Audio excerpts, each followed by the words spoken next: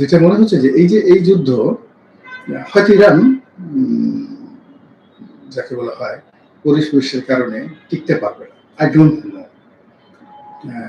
এই কারণ হলো যে এর আগেও আমেরিকার যে আধিপত্য ইরানে ছিল, বহুকাল ছিল।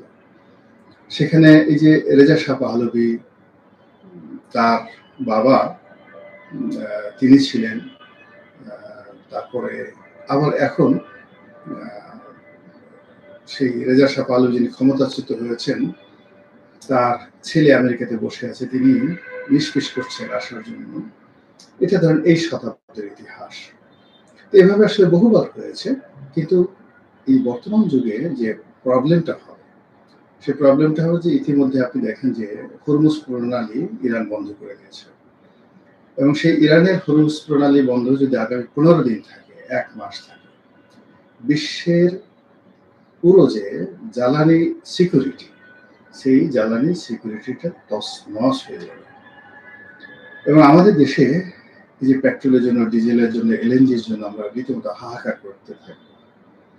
এখন আমাদের দেশে যে সকল জ্বালানি আসে, চোরাপথে তার একটা বিরাট অংশ ইরান হয়ে আসে, আর এর বেশিরভাগ একটা অংশ মধ্যপ্রাচ্যের যে সকল দেশ থেকে আমরা জ্বালানি সংগ্রহ করি, অথবা আমরা যে সকল দ্বিতীয় বা তৃতীয় যে মাধ্যম থেকে জ্বালানি সংগ্রহ করি, তারা সবাই হরমুজ প্রণালী ব্যবহার করে এই জ্বালানির যে বাজার, বিশ্ব বাজার, তারা নিয়ন্ত্রণ করে। এখন এই হরমুজ প্রণালী যদি 15 দিনের জন্য বন্ধ হয়, জ্বালানির দাম কোন পর্যায়ে পৌঁছে যাবে এটা আমরা এখন পর্যন্ত বলতে পারছি না, নাম্বার 1। নাম্বার 2 হলো যে যদি এই যে ইরান যেভাবে এখন পাগলের মতো আক্রমণ করছে, তার পার্শ্ববর্তী দেশ কাতার, তারপর ইরাক, এরপর বাহরাইন, এরপর সংযুক্ত আরব আমিরাত, এমনকি সৌদি আরব, সেখানে তারা আক্রমণ চালাচ্ছে। এবং এগুলো তাদের যে স্বল্প মাত্রার মিসাইল যেগুলো অব্যবহৃত পড়ে গেছে, এই মিসাইলের আঘাতে কাতারকে তছনছ করে দেওয়া সম্ভব, দূরপাল্লার মিসাইল লাগবে না।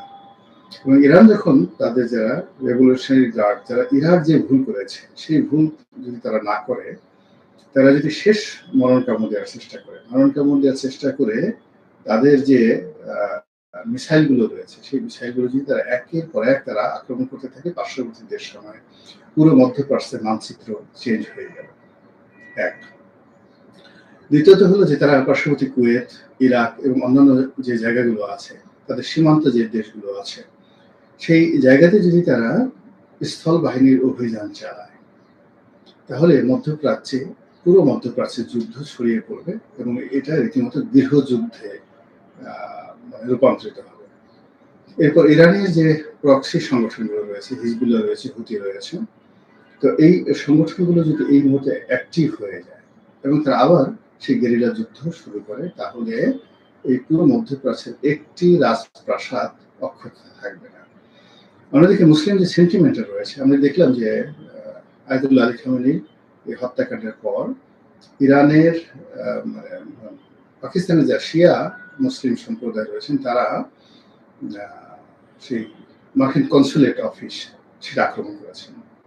তো মার্কিন কনসুলেট অফিস আক্রমণ করেছেন,